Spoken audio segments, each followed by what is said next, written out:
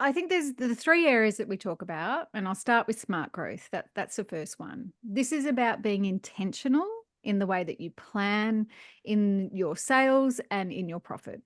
So we want people to start challenging the norms around what business success actually looks like for them. So for you, is it about success at all cost? Is it about a dollar figure? Because we've seen businesses and we've heard the stories of businesses with millions of dollars of turnover and no profit or very minimal profit. So why are you busting your ass to make all this money to not actually have a profit in there? So we want to challenge that. And part of the model that we have includes an importance on looking at in our planning, making sure we prioritize life just as much as we prioritize those business goals. Mm. So there's a whole lot around that in relation to having that optimal energy level and creating an environment for long-term success in business. So that's the first area around smart growth.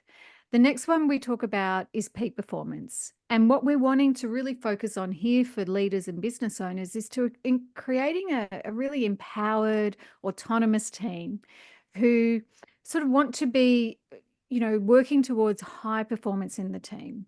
So we get really clear on what that definition is for the team and for the leader.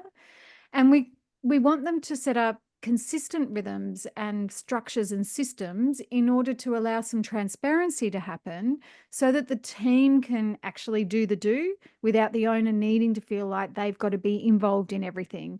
We term in the book this juggle street feeling, the feeling of being everything to everyone. And if you're not involved in all these parts of the business, then something's going to fall over.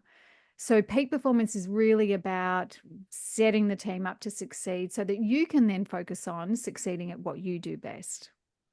And then the third area that we cover is this idea of time freedom for everybody in the business.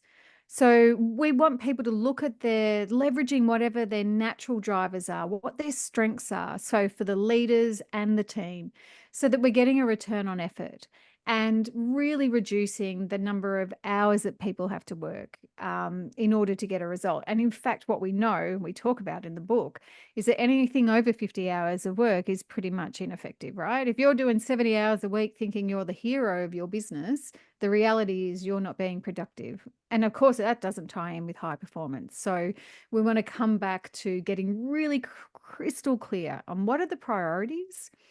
How can we create an environment that's not rushed?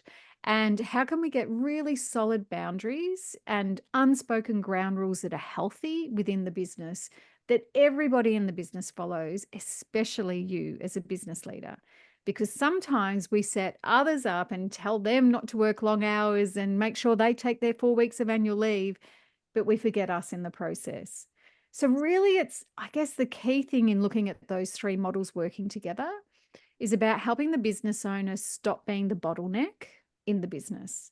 So instead of feeling like you've got no time, you don't know where to start, you're feeling like everything's chaotic, we're here to say there's a different way of working. And what we want is for them to be able to come back to that, to have a look at, don't just go with what's comfortable.